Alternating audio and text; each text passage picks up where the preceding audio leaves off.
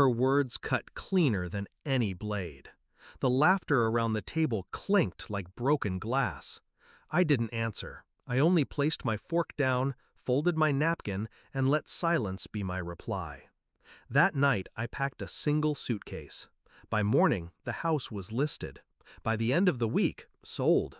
Accounts she depended on, frozen. The safety net she never thanked me for, gone. I vanished without a word. You'd think I'd cry, rage, plead. But betrayal doesn't always arrive with violence. Sometimes it drips, slow and quiet, until the glass is full. Growing up, I was the dutiful one, the glue, the problem solver. When Dad left, I became her shadow. Paid bills, handled paperwork, cooked dinners. She joked to friends, "She's more like my little husband than my daughter." It was meant to be funny. It wasn't. My sister? She was the adored one. Reckless, but excused. Selfish, but forgiven. When she stumbled, I cleaned it. When she failed, I carried her. And Mom let her. All I ever wanted was a place at the table that wasn't conditional. I noticed it years ago, her smile tightening when I succeeded. When I bought the house, she called it, "too much for you." When I got promoted, she said, "don't get arrogant." Still, I thought she loved me, until her birthday. Wine glass raised, that smile, sharp, cruel. The best gift? You leaving my life. The table roared. My sister laughed the loudest. That was the night I stopped being their safety net. I didn't confront her, didn't shout or slam doors. That's what she expected. Noise, drama, weakness. Instead, I planned. Methodically, quietly. First, the house. Mine, legally. Signed only under my name. Gone overnight, cash in my account. Next, the joint savings she leaned on. Closed. Every automatic draft she relied on, rejected. She woke up a week later with bills piling and no fallback. I rented a small apartment 2 towns over. Bare walls. Silence. Peace. No one knew. I cut ties clean. But then the calls started. Unfamiliar numbers. Voicemails I didn't answer. Her voice trembled, each message sharper than the last. At first, "Where are you? This isn't funny."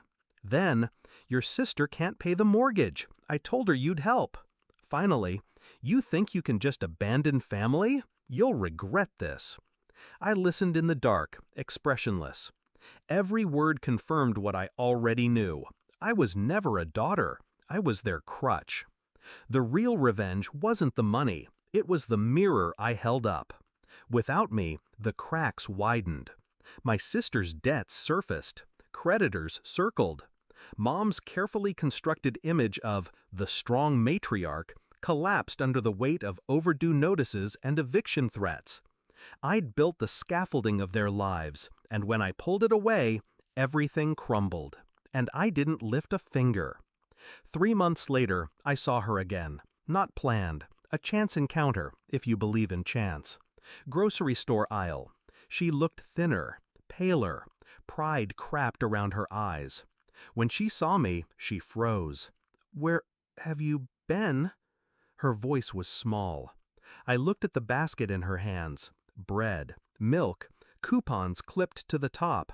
Survival shopping. Not the woman who once raised a glass and mocked me.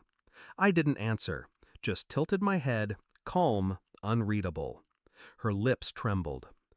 We can talk. Fix this." I almost laughed. Fix this?